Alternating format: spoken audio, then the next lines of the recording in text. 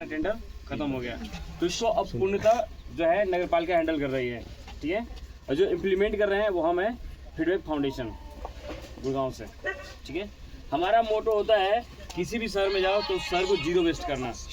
Zero waste का मतलब ये होता है कि आपने देखा होगा शहरों में, अब गांव में भी हो गया है, कचरा इतना ज़्यादा होने लगा है कि कहीं कहीं गांव में जो खाली स्थान होता है वहाँ कचरा स्थल बन जाता है, पड़ाव बन जाता है। लोग कहीं से भी जाते हैं, कचरा फेंक दिया। घर की औरतें जाती हैं तगाड़े में लेके कचरा फेंक दिया, वहीं पर कचरा फेंकना है।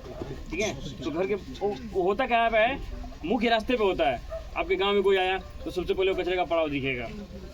ठीक है, तो ऐसा ना दिखे, उस शहर में जीरो वेस्ट हो जाए।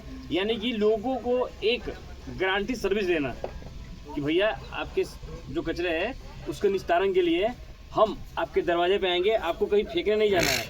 एक गारंटी सर्विस होगी कि हमारी गाड़ियाँ 7 बजे से चलेगी और 7 बजे इनके घर पहुँचेगी, 7:10 में इनके घर पहुँचेगी, 7:20 में इनके घर, 8 बजे इनके यहाँ, 9 बजे इनके यहाँ, 10 बजे इनके यहाँ, 11:30 बजे लास्ट उनके यहाँ पूरा कलेक्शन कर लेगी। तो आपसे रिक्वेस्ट है कि आप अपने कचरे को अलग अलग करके रखिए। ठीक है, और गाड़ी ना है तो एक हमारा हेल्पलाइन नंबर भी है, क्योंकि कभी कभी हो सकता है मशीन है, आदमी है, कभी ड्राइवर की तबीयत खराब हो जाए, ड्राइवर भी है, उसके रिलेशन वाले भी है, कुछ उसके घर में कुछ हो जाए तो वो नहीं आएगा। तो ऐसे में हम कोशिश करेंगे किसी अन्य ड्राइवर को भेजें। लेकिन जिस दिन कभी गाड़ी खराब हो जाए तो ऐसे में अगर गाड़ियाँ ज़्यादा ना हो तो हम नहीं भेज सकते हैं। तो आपको उस कचरे को संभाल के भी रखना होगा, एक दिन के लिए इधर उधर नहीं होना है। ये सारी चीज़ें बातें बतानी होगी, तब जाके लोग उसको सुधरेंगे। तो फिर कचरा कहीं भी नहीं जाएगा। जब लोगों को मिल जाएगा कि हाँ आज 7 बजे आने जा रही है, 7:02 हो जाएगा ना, 7:20 तक ये देखेंगे, क्योंकि इनको पता है कि 7:10 से 7:20 के बीच गाड़ी आई जाएगी। तो जब हम लोगों को गारंटी सर्विस देंगे तो कहीं भी आपके शहर में अब ये जीरो वेस्ट का कंसेप्ट है ये दिखने लगेगा, कहीं भी कूड़े का पड़ाव नहीं दिखेगा। जब लोगों को आप पे ऊपर विश्वास रहेगा, नहीं आप चलाते हो। अब ऐसा ना कि आज गाड़ी आई फिर 6 दिन बाद जा रही है, तो कोई अपने कचरे को 6 दिन रखेगा? वो क्या करेगा, फिर मुझको वहीं जाएगा। फिर अब दोबारा अब अगर हम कोशिश भी करते हैं जाने के लिए कि वो गारंटी सर्विस देंगे तो हमारी बातों पर फिर विश्वास नहीं करेंगे वो, क्योंकि एक लोगों के बीच में एक बार विश्वास बनाना और विश्वास तोड़ के फिर विश्वास बनाना ये बड़ी मुश्किल बात है। एक बार हमारा विश्वास टूट गया ना, कोई विश्वास नहीं करेगा। अरे इनका तो काम है, बोल के चले जाते हैं, फिर 6 दिन बाद आएंगे, भाषण देके चले जाएंगे, उनका ये होता है। उसके साथ साथ होता है हमारा काम, एक मकसद होता है उसको जीरो कोस्ट करना। क्योंकि अभी जितने भी ULB हैं या गाँव हैं, हर जगह नगर पालिका ने या पंचायत ने ये सुविधा दे रखी है कि जो भी कचरे आएगा उसके प्रोसेसिंग हो गए। लेकिन उनका जो है ना सीमित है बजट, उस बजट में ये सारे काम नहीं हो सकते हैं। जितने लोग लगते हैं उसके हिसाब से बजट सरकार पास नहीं कर रही है। तो उसके लिए हमारा होता है इसको जीरो कोस्ट कर दें। यानी कि जो एक्स्ट्रा जो बर्डन आ रहा है, अगर सरकार 2 लाख दे रही है और हमारे जो निस्तारण है खर्चा, ड्राइवर है, हेल्पर, सब जो टीम है उसको करने में 2.5 लाख खर्चा आ रहा है, तो ये जो 1.5 लाख का जो खर्चा एक्स्ट्रा हमारे पास सरकार 1 लाख दे रही है, तो उसको हम कैसे निकालें? तो उसके लिए उपाय है हमारा, हम कूड़े को सॉर्टिंग कराएं, अच्छा वेंडर ढूंढे, एक नहीं 10 वेंडर से बात करें। जो वेंडर में अच्छा रेट देता है उसको ही हम कचरा देंगे अपना। ठीक है, तो उसका एक रूल निकला था कि जो भी कचरा उत्पादक है, चाहे वो बड़ा उत्पादक है चाहे वो छोटा उत्पादक है, वो अपने कचरे के अकॉर्डिंग अपना फी देगा। अगर घरेलू कचरा है तो उसके अकॉर्डिंग ग्रामीण क्षेत्र है, शहरी क्षेत्र है, छोटा कस्बा है, ठीक है, वो वहाँ की ULB तय करेगी, वहाँ की पंचायत तय करेगी कि क्या लगाना है, महीने का 20 रुपये लेना है, महीने का 50 रुपये लेना है, वो बैठ के तय करेगी। ठीक है, उससे आपको कुछ पैसे आएंगे। जो बड़े बड़े होटलें हैं, बड़ी बड़ी दुकानें हैं जिनकी कचरा ज़्यादा है, 500 के से ज़्यादा कचरा आ रहा है, 100 के से ज़्यादा कचरा आ रहा है, जिसको क्या कहते हैं उसको, एक टर्म जब ये पैसे आएंगे ना तो फिर आपका जो कॉस्ट जो एक्स्ट्रा आ रहा है वो बिल्कुल जीरो हो जाएगा। क्योंकि इसी कचरे से इस काम को हम अनवरत, यानी कि बिना किसी CSR के, बिना किसी सपोर्ट के, नगर पालिका का जो बजट है और इस बजट से हम उसको लगातार चला सकते हैं। अब यहाँ तक आ गए, लेकिन हम खा लें या जानवर खा लें, लगता है कि हाँ ये हम खा सकते हैं या जानवर खा सकता है, वो आपके घर में जो भी निकल रहा है वो गीला है, सारा किचन वेस्ट है, आपके गार्डन से जो निकल रहा है, फल फ्रूट्स के छिलके हैं, ये सब जो भी चीज़ें हैं ये गीला है। गीला इसलिए है क्योंकि ये क्या है ना, ये फिर से डिकम्पोज होकर खाद बन जाता है। ये प्रकृति की चीज़ें फिर से प्रकृति में मिला सकते हैं, तो ये गीला कचरा है। ये वो चीज़ें हैं जो पुनः डिकम्पोज हो जाते हैं, कितना भी सख्त क्यों ना हो। अब अखरोट के छिलकों को ले लीजिए, कितना हार्ड होता है, लेकिन 2 महीने बाद ज़मीन में फेंक दीजिए, आपको बिल्कुल मिट्टी बन के मिलेगी। वो एक छोटी सी पन्नी लीजिए सब्जी वाली 250 ग्राम की, एकदम छोटी सी पन्नी, कितना मुलायम होता है, एकदम मुट्ठी इतना छोटा हो जाएगा। उसको फेंक दीजिए और 6 महीने बाद जाकर देखिए आपको जीव का तेल दिखेगा, वो डिकम्पोज होगा ही नहीं। तो जितनी भी चीज़ें डिकम्पोज होगी वो हरा है, ठीक है। और वो चीज़ें जो हम कंपनियां बनाती हैं जिसका हम उपयोग करते हैं, तो वो सारी चीज़ें जो हैं वो सूखा है। ये लोगों को बताना पड़ेगा।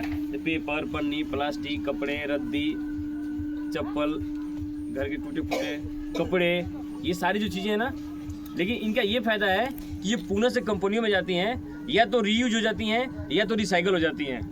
अब पेपर को पेपर कंपनी भेज दीजिए, रिसाइकल हो जाएगा। मेटल की जितनी चीज़ें हैं फिर से आप मेटल कंपनी भेज दीजिए, फिर से रिसाइकल हो जाएगा। प्लास्टिक की जितनी चीज़ें हैं आप फिर से प्लास्टिक की कंपनी भेजिए, फिर से रिसाइकल हो जाएगा। इससे क्या होगा, अपनी प्रकृति की संतुलन बनी रहेगी, हम यहाँ वहाँ नहीं फेंकेंगे और एक हमें अर्निंग का मॉडल मिल जाएगा कि हम कुछ अर्न कर सकते हैं, ठीक है। इतना कुछ बताने के बाद, इतना कुछ होने के बाद ये कचरा हमारे पास आता है, लेकिन ये इतना आसान नहीं है। इसके लिए लोगों के बिहेवियर में चेंज लाना पड़ता है। अगर मैं सीधे जाऊँ के घर और बोल दूँ भैया कल से आपके घर गाड़ी आएगी 4 डब्बे वाली, अभी तक आप ट्रैक्टर आती थी ट्रैक्टर में डाल देते थे, अब ऐसा नहीं चलेगा। कल से 4 कचरे वाली गाड़ी डब्बे वाली गाड़ी आएगी, आपको उसमें डालना है। अब जाके देखिए कितने लोग डालते हैं। कुछ लोग तो डंडा लेके निकल जाएंगे, तू बता है मेरे घर का कचरा अलग करवाने वाला, ऐसा हो जाएगा। लोगों को पीच करना पड़ेगा, उनको समझाना पड़ेगा, उनको बताना पड़ेगा कि कचरा क्यों अलग मांग रहे हैं। जब तक ये बातें लोगों को नहीं बताएंगे कि हमें कचरा अलग क्यों चाहिए और आप अलग कचरा क्यों करें, तब तो लोग आपको कचरा अलग अलग नहीं देंगे। उनके बिहेवियर में, क्योंकि उनके दिमाग में यही बैठा है कचरा ही तो है। जब हम लोगों को बताएंगे कचरा नहीं है, इसने आपका भविष्य खा लिया है, भविष्य खाने वाला है, भूत खा लिया है, प्रेजेंट खा रहा है, तब उनको समझ में आएगा। उनको बताइए कि देखिए आज से जब 30 साल पहले अपने देश में कचरा नहीं था, तो उन समय के लोगों की स्थिति देखिए। बैठिए बुजुर्गों के पास, पूछिए उनसे कि आज से 30 साल पहले भारत कैसा था, अपना देश कैसा था। और 30 साल में जब कचरे तेजी से बढ़े हैं तब देखिए। पहले बीमारियों के नाम नहीं थे, पहले किसी को पता नहीं था कि पैरासीटामोल क्या होता है। आज बच्चे से पूछिए, 6 साल का बच्चा को, उसको पता है पैरासीटामोल क्या है। बुखार लगी मम्मी ये पैरासीटामोल दे दो। इतनी बीमारियाँ हो गई कि हम सब डॉक्टर ही बन गए हैं।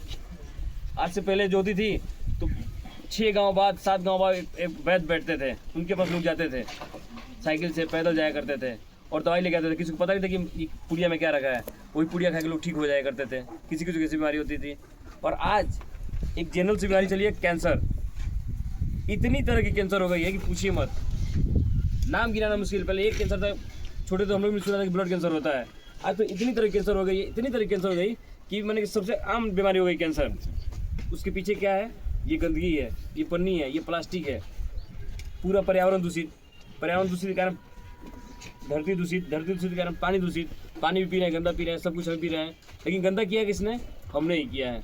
अभी कोरोना आई थी, कोरोना में क्या हुआ, सब घर में चले गए। जो लाखों करोड़ रुपया नमामि गंगे, तो कौन सी गंगे के नाम पे सरकार ने खर्चा किया था, आज तक भी गंगा साफ ही नहीं हुई थी। बस 2 महीने लोग घर में बैठे, सारी गंगा यमुना सब साफ हो गई, क्योंकि घर से गंदगी निकला ही नहीं। तो गंदगी फैला कौन रहा है? हम ही फैला रहे हैं। तो इसको लोगों को समझाना होगा कि ये गंदगी हमारे लिए फ़ायदेमंद नहीं है, इस गंदगी को साफ करना होगा। क्योंकि ये जो कचरा हम करते हैं ये हमारे शहर से बाहर नहीं जाता है। ऐसा नहीं कि हमने जहर वहर जो भी है, खाने की चीज़ें हैं, जहर के डब्बे सब कुछ फेंक दिया, कि उसमें से मीठे निकला, जो भी हानिकारक गैसें निकली, हवा में घुला। तो हम इस शहर में रहते हैं तो वो कहता है अरे भाई यहीं के लोगों ने फेंका है कचरा। ये नहीं सोचता है कि यहाँ के लोगों ने फेंका है, यहाँ मैं नुकसान नहीं पहुँचाऊँगा। वो दूसरे शहर में जाके फिर ऐसा नहीं करता है। वो क्या करेगा, जब भी हवा में घुलेगा आसपास के लोगों के साथ, बच्चा हो बूढ़ा हो, अंदर जाएगा। अब बीमार भी हम ही होंगे।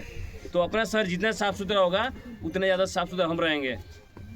पहले लोगों को देखिए, कम खाते थे, हट्टे कट्टे थे, हर घर में पलवान हुआ करते थे। आज देखिए खाने की कमी किसी घर नहीं है। कोई बता दे कि गरीब है, सब कहते हैं गरीब हैं, लेकिन कोई बता दे जिससे खाने की कमी है। पहले दिन भर काम करते थे तो 1 मुट्ठी अनाज मिलती थी, 2 मुट्ठी अनाज मिलती थी, इसके लिए 3 बार लगातार काम करते थे। आज दिन में आधा दिन काम करोगे तो 200-400 रुपये लेके घर आ जाओगे, आप आराम से खाना खा सकते हो। लेकिन उस खाने में वो स्वाद नहीं है, वो ताकत नहीं है जो पहले हुआ करती थी। पहले के लोग खाना खाते थे, चूल्हे बनाए खाना खाते थे, आज कुकर में गैस में बनाए खाते हैं। 40 साल के बाद हड्डियाँ कमज़ोर, सबकी स्थिति खराब है। तो ये सारी चीज़ें बताइए कि जो केमिकल ये सब हम खा रहे हैं ये हमारे अंदर जा रही है। जो खेतों में केमिकल का छिड़काव कर रहे हैं, आज जो हरे भरे दिख रहे हैं फल फ्रूट जो भी दिख रहे हैं, जो जहर डाल रहे हैं वो उसके अंदर ही जा रहा है, वो वही जहर फिर हमारे अंदर आ रहा है। तो जब ये बात लोगों को पिंच करेगी कि हम कहाँ से कहाँ आ गए, पहले 120 साल 125 साल अभी अगर 60 साल के बाद कोई जी गया, मर गया, अरे ठीक है 80 साल के बाद भाई मरे भाई, कोई कम थोड़ी जी हैं। अब पहले 80 साल 60 साल के लोग जवान हुआ करते थे, अब तो 60 साल जी लिया, अब क्या जियोगे, ऐसे लोग बोलते हैं। तो कुछ दिन ऐसा ना हो कि लोग बोले अरे 40 साल जी लिया तो बहुत बड़ी बात है, ऐसी स्थिति आ जाएगी। शादी में, ब्याह में, कहीं भी फंक्शन में जाते हैं 40 के बाद, छोटे बच्चों के तो नहीं, 40 के बाद तो कपड़ों के साथ एक डब्बा भी आता है, उसमें साथ में दवा की डब्बा। कहीं भी घूम रहे हो, फोन जाएगा, अरे कहाँ है, आइए दवा का समय, हाँ आ रहा हूँ। वहाँ काम छोड़ के दवा खाने आते हैं, एक दिन दवा नहीं खाएंगे फिर आपको शुरू से फिर वही डोज चलाना पड़ता है। तो ये क्या है, इस खाने का असर है, इस केमिकल का असर है। तो हमने इस गंदगी से हम यहाँ तक आ गए हैं, हमारे आने वाली पीढ़ियाँ पता नहीं